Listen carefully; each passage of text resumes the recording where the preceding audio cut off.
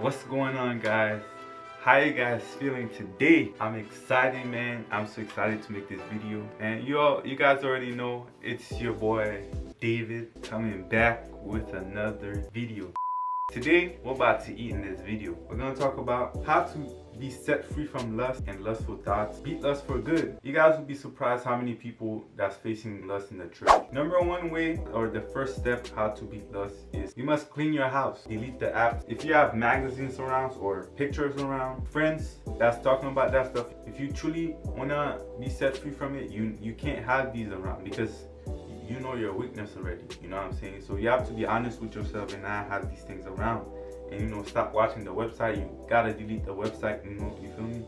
Social media, Instagram, nowadays there's a lot of people that's like, being thirst trapped on social media, especially TikTok nowadays. Like these things are being thrown into your face. If you have that on social media, fast from it, delete it, and pictures also.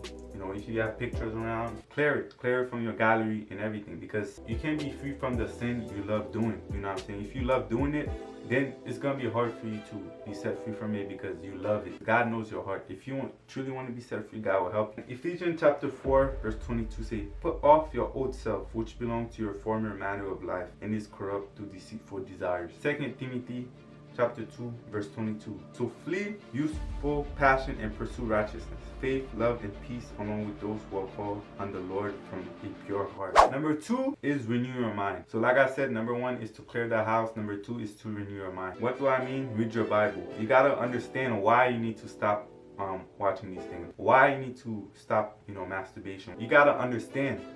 If you don't understand why you're doing it, then you're gonna keep doing it because you don't know why you gotta not do it. Renew your mind through the Bible. Also do research. There's a lot of videos. If you're a guy, semen retention. If you're a female, understand the spiritual side of it, why it does when you do masturbation, which I'm gonna explain more in this video.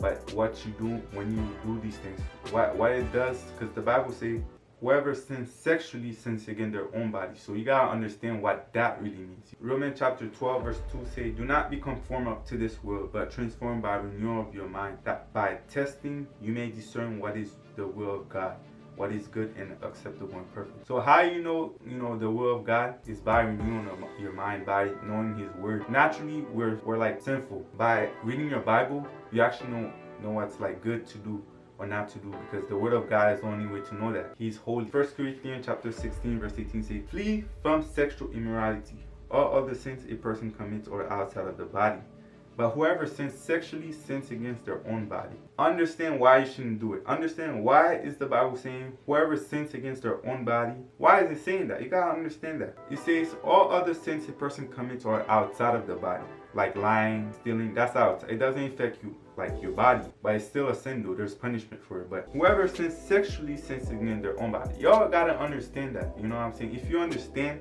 this will push you to not go there and give in easily. Understand why you shouldn't have sex before marriage. Ask the Holy Spirit why you shouldn't be doing these things. Why is it? What does the Bible say about that, and how it affects you spiritually?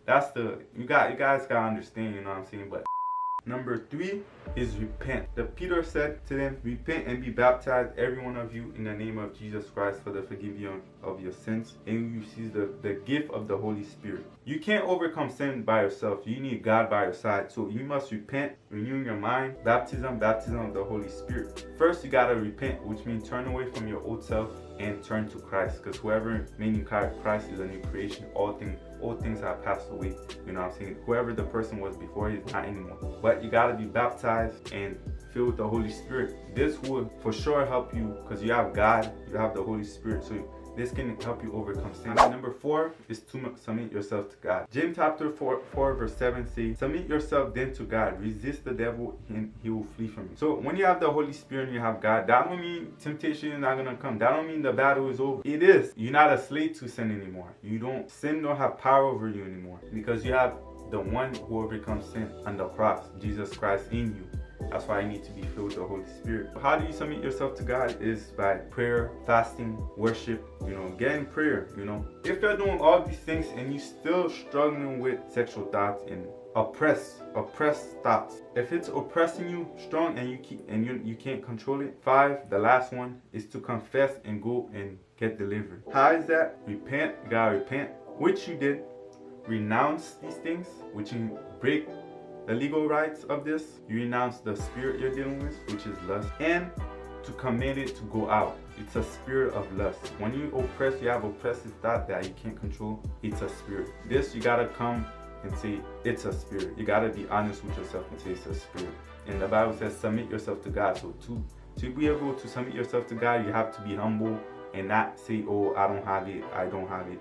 You have to be humble. You know, whoever humbles himself will be exalted. Be honest with yourself and go for deliverance. And the last step here is to keep your deliverance. How? By submitting yourself to God, keep reading your Bible, prayer and fasting, fellowship, and keep repenting. You know what I'm saying? Repent is not, it's a daily thing and things like that. You gotta keep asking for forgiveness every single day because we sin unknowingly. But God is faithful by sending his son on the cross. He paid our price for sin, so thank God for that, man. But I wanna show you a step how to do deliverance on yourself. You know, churches are not doing it nowadays. So first, pray the Holy Spirit to guide you and to remind you of the sins that you did in the past that you don't remember, because sometimes we don't remember. And when I say renounce the spirit of lust, what you're dealing with. When there's lust, there's masturbation. When there's masturbation, there's pornography. Say, I repent of, first, like I said, repent. I repent of pornography. I repent of masturbating. I repent of watching the website. I repent of watching magazine. I repent of watching sexual things on social media. Be honest with God, because he knows. If we confess our sin to him, he's faithful and just to forgive us for all sins and cleanse us from all unrighteousness. So he's cleansing you. So you gotta be honest with yourself, and God knows what you did, so you can't hide from him. So come and say, Lord, I repent of doing this or doing that, watching sexual things, watching this, fantasizing and things like that. So I renounce lust, I renounce perversion, I renounce masturbation, I renounce pornography, I renounce this and that and this and that. The last step is to command the spirit to come out. So you gotta say, spirit of lust, come out of me right now in Jesus' name. Masturbation, come out of me in Jesus' name. You gotta command it to go out. So stuff like that. In more videos, I'll do more videos, but this is the first step. Yeah, pray for restoration. Pray for God to submit yourself to God. Take time. You know, it's not just one time thing. Every day we're submitting ourselves to God. There's some part of us that weren't submitting before. Now we're submitting it. So it's like that. Every day we're submitting ourselves to God. To God, build your relationship with God, because when you have a relationship with God, he can tell you what's going on in your heart. And if you need to go for deliverance, go for deliverance. You know what I'm saying? Deliverance is not a one-time thing.